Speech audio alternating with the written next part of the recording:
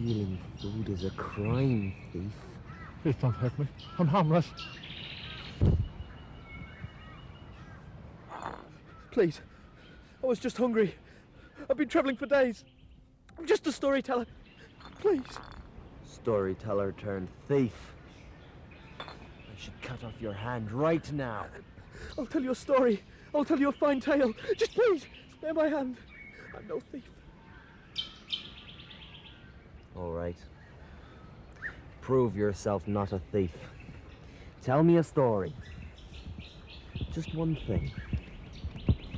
If you turn out to be a thief and a liar, you won't just be losing your hand. Do you understand? I'll tell you a tale. It is no ordinary tale, mind you.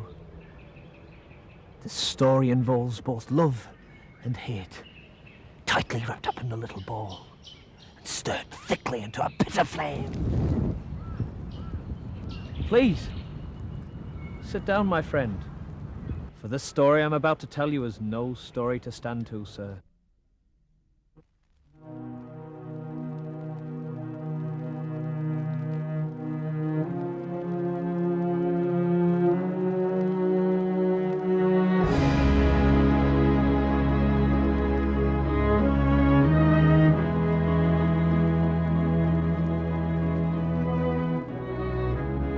A long time ago, in a village just north of here, was born a baby boy called Bramble.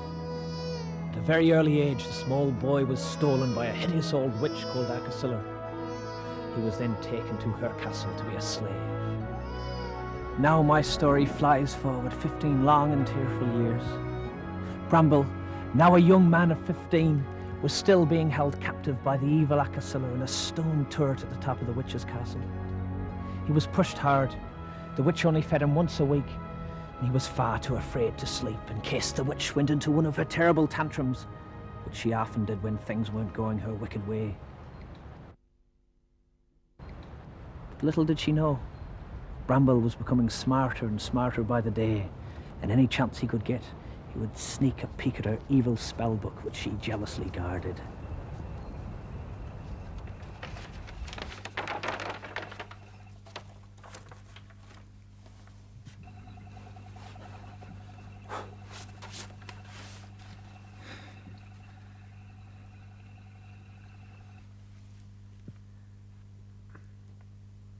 Prostrium, Converso Muse, Twisted Moons. I turn you to a mouse.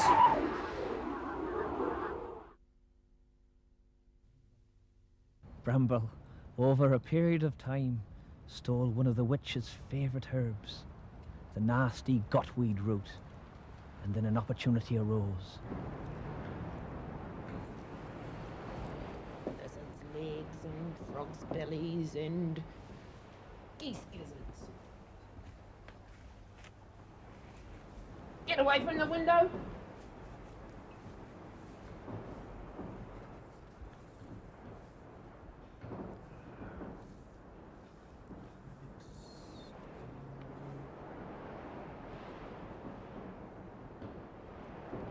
Blast out of gotweed, Bramble! Fetch me some. You are so stupid you wouldn't know the difference between gotweed and frog's veins. Keep on stirring the stew, and if you let a drop on the floor, I will throw you out of the tower and let you hang there.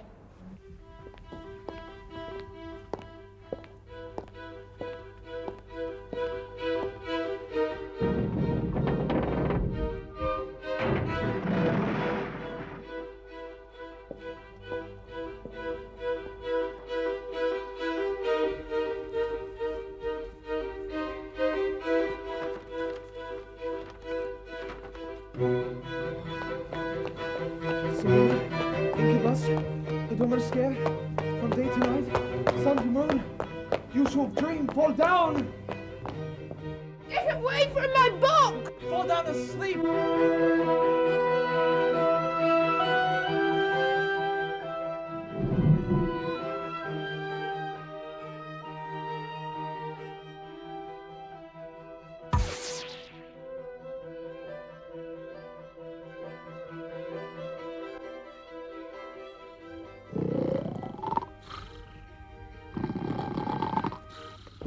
Excitement grew in Bramble as the reality of his actions became clear. The witch was fast asleep. His days being her wretched slave were finally over. A very stunned Bramble ran from the castle, never once looking back. Days later, the young man found himself on a small farm.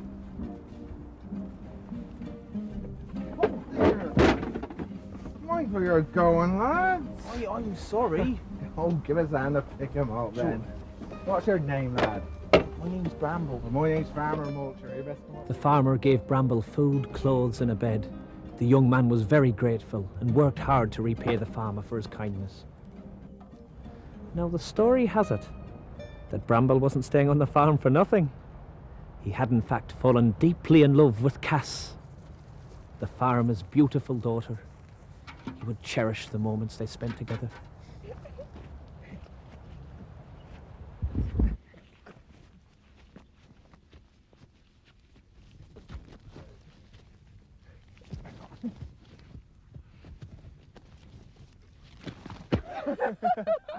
Here's some flowers for your basket, my maiden. Bramble! Aren't you meant to be fetching water?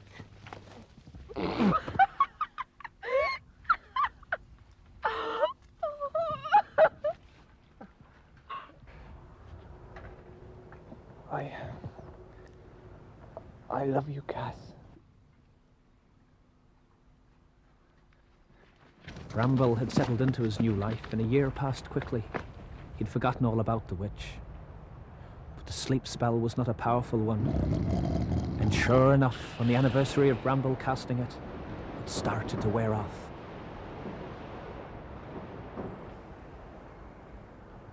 The witch was dazed, but it didn't take her long to see her prized spellbook was missing. Bramble!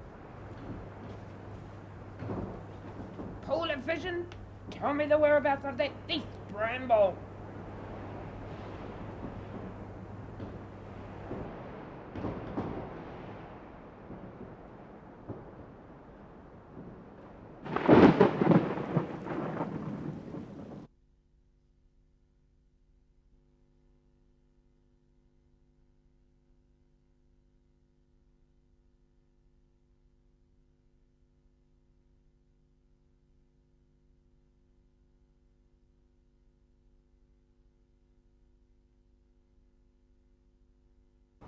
Where is my book, you worthless little slime?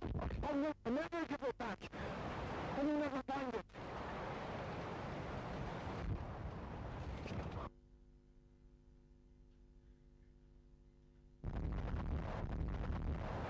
I see that you are loved here.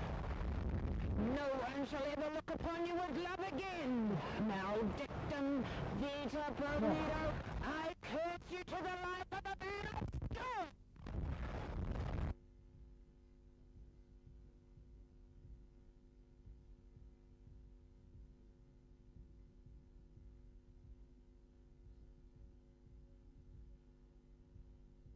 Pain filled every vein in Bramble's body, his heart tearing as the spell took effect. Straw intertwined inside him and pushed through his skin.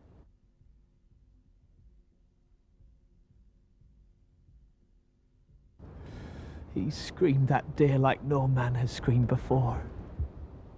Sticks pushed out of the ground and forced Bramble on his crucifix of pain.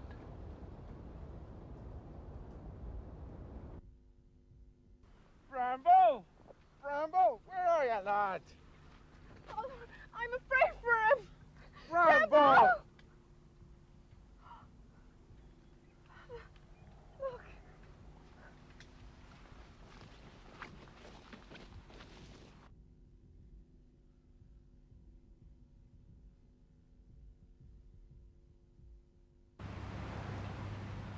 Father, is he not wearing Bramble's clothes? Aye, Cass.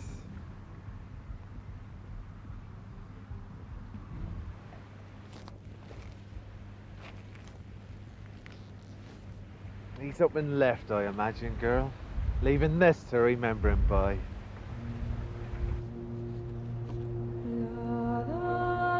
Time passes, and the farmer worked his daughter hard to shake her from her sadness. She would visit the Scarecrow as often as she could, for it seemed to share the same sense of loneliness.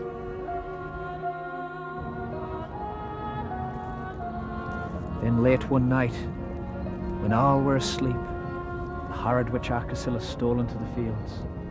She had become desperate. For you see, the book that Bramble had taken was a channel for all her magic. And without it, she was virtually powerless. She tried for hours to change Bramble back, but to no avail, for she had forgotten the correct wording to the evil magic spells. Weeks passed, and Cass's will to live was growing weaker and weaker by the day. She was spending more and more time with the Scarecrow. It wasn't long before the people of the village started to notice, and on the eve of the Harvest Moon Feast, a group of villagers approached Cass's father. What do you mean, you nosy crone? Was it proper for a well-bred young woman like that, spending all her time with a Scarecrow? Have a look for yourself.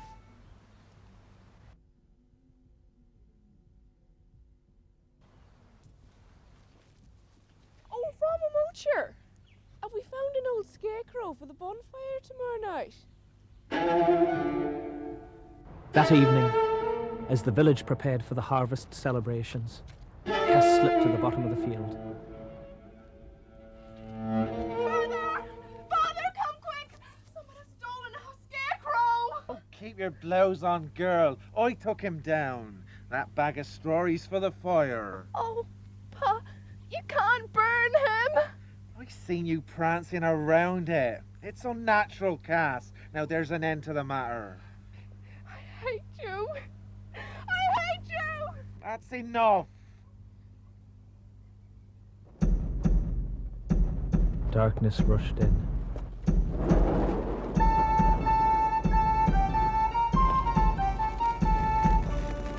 Time pressed on, and an eager village waited to burn the traditional yearly Scarecrow.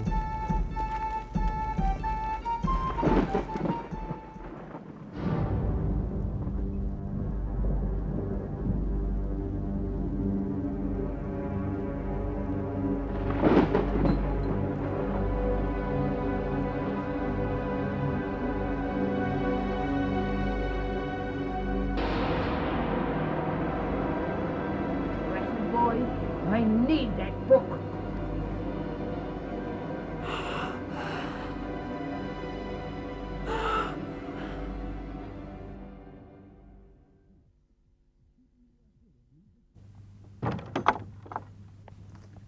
Hello there, young girl. Why do you cry so?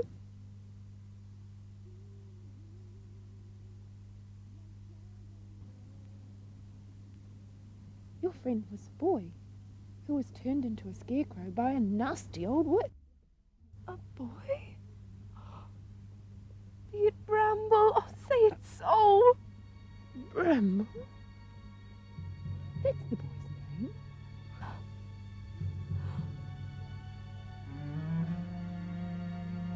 But he is to be burned. What can we do? There's only one thing you can do. Confess that you love him, and the spell will be broken, and he shall return. Go now, quickly. Say that you love him. Soon I shall have my book end his life. Time was running out. The villagers had picked up Bramble and were moving towards the hungry flames.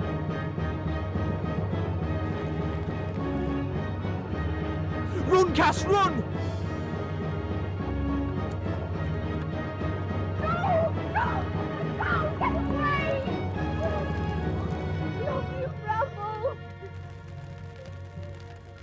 Get away! You are a fool, girl.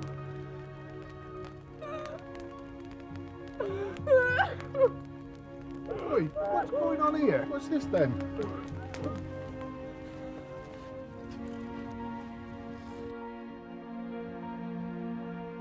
Cass looked down. The spell was breaking. The pain reversed. Her love had conquered the hate.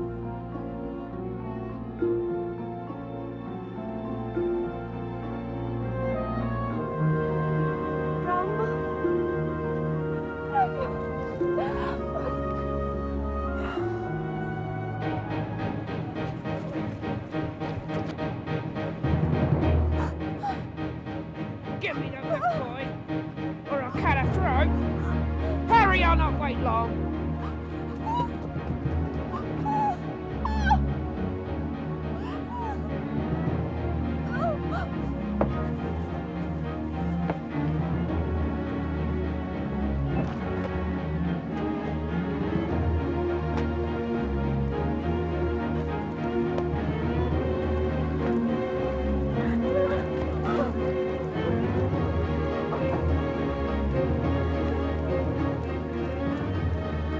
Your evil reign is over.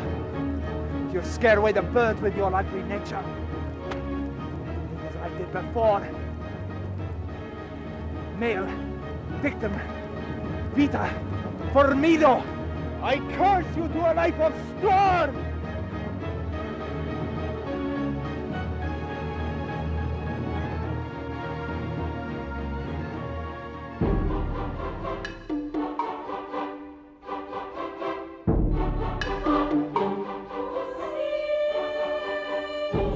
Bramble and Cass were reunited, their love more powerful than any witch that ever lived.